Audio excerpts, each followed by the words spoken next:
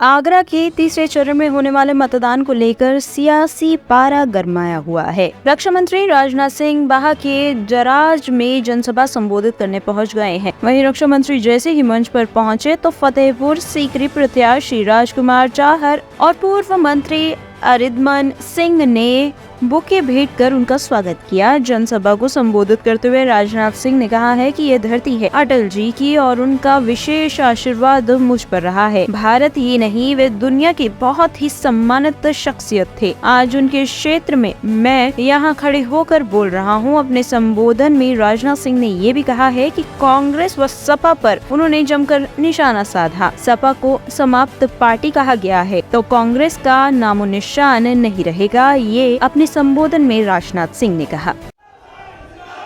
मेरे बहनों भाइयों, और राजकुमार चाहर मेरे बहुत प्रिय लोगों में हैं।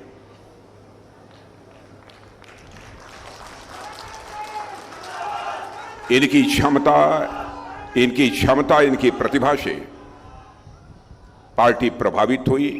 इसीलिए उन्हें किसान मोर्चे के राष्ट्रीय अध्यक्ष का यह दायित्व दिया गया। क्योंकि राष्ट्रीय दायित्व का निर्वहन कई बार मैं कर चुका हूं, और मैं जानता हूं कि जो जनप्रतिनिधि होता है, यदि उसके ऊपर कोई दल की राष्ट्रीय जिम्मेदारी होती है तो उसे समय देना थोड़ा कठिन हो जाता है। और आज जिस तरीके से उन्होंने अपनी बातें आपके सामने रखी हैं, मुझे पूरा विश्वास है कि यदि किसी को किसी प्रकार की गिला, किसी प्रकार की शिकवा यदि राजकुमार चाहर से रही होगी, आज उसे लोग भूल जाएंगे, उसे माफ करेंगे।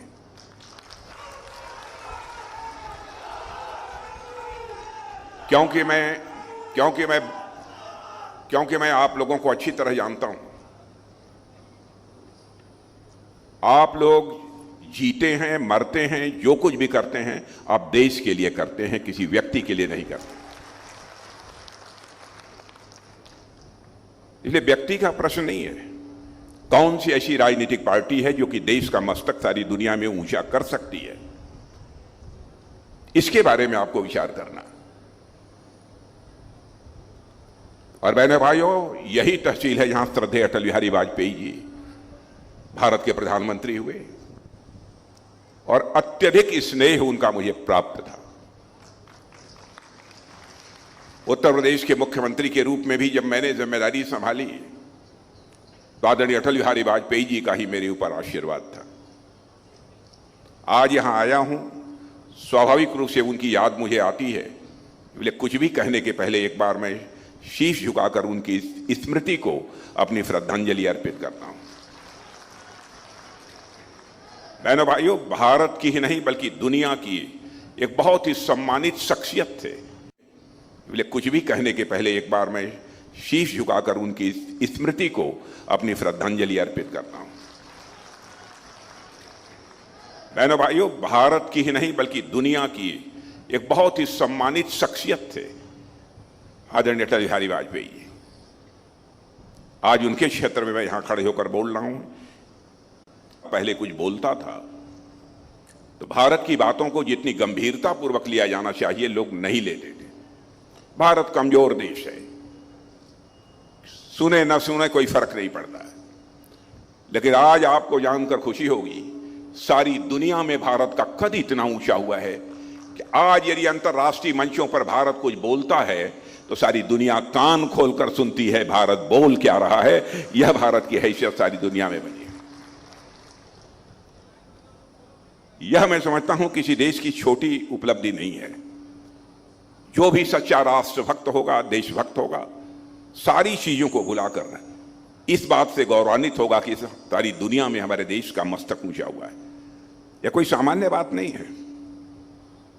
और आज यदि मैं आप सबके सामने यहां पर मौजूद हूं बहनों भाइयों, तो मैं पूज्य बापू को याद करना चाहता हूं, महात्मा गांधी। शायद पढ़े लिखे लोगों को इस बात की जानकारी होगी, 1947 में जब भारत को आजादी मिल गई थी तो महात्मा गांधी ने कहा था कि जिस कांग्रेस के झंडे के तले हमने आजादी की लड़ाई लड़ी है, अब उस कांग्रेस को अपने को भंग कर देना चाहिए। कांग्रेस नाम से कोई राजनीतिक पार्टी नहीं होनी चाहिए। लेकिन बहनों भाइयों, निहित स्वार्थवश कांग्रेस के लोगों ने सोचा कि कांग्रेस का नाम जब तक रहेगा हम देश की जनता को भुनाते रहेंगे कि आजादी यदि मिली है तो केवल हमारे कारण मिली है और किसी दूसरे कारण नहीं मिली है। लेकिन मैं आपको बधाई देना चाहता हूं, सारे देश की जनता का अभिनंदन करना चाहता हूं। बापू ने जो 1947 में कहा था कि कांग्रेस को भंग कर देना चाहिए, समाप्त कर देना चाहिए, और कोई तो नहीं कर पाया, लेकिन अब वह कांग्रेस को समाप्त करने का काम कोई कर रहा है तो आप लोग कर रहे हैं। इसलिए मैं आप सबका अपनी तरफ से अभिनंदन कर रहा हूं। आप महात्मा गांधी की मुराद को पूरा कर रहे हैं। महात्मा गांधी की दूसरी मुराद यह थी, भारत से गरीबी समाप्त होनी चाहिए। और मैं जो भी कहने जा रहा हूं उसके बारे में मैं एक बात उसके पहले मैं कह दूं आपसे, बहन भाइयों, मेरी कोई बात यदि गलत हो, हमारे प्रेस के मित्र भी यहां हैं, आप लोगों में से पढ़े लिखे लोग हैं। टॉप स्टोरी ब्यूरो के लिए आगरा से आकाश जैन के साथ राजेश तोमर की रिपोर्ट।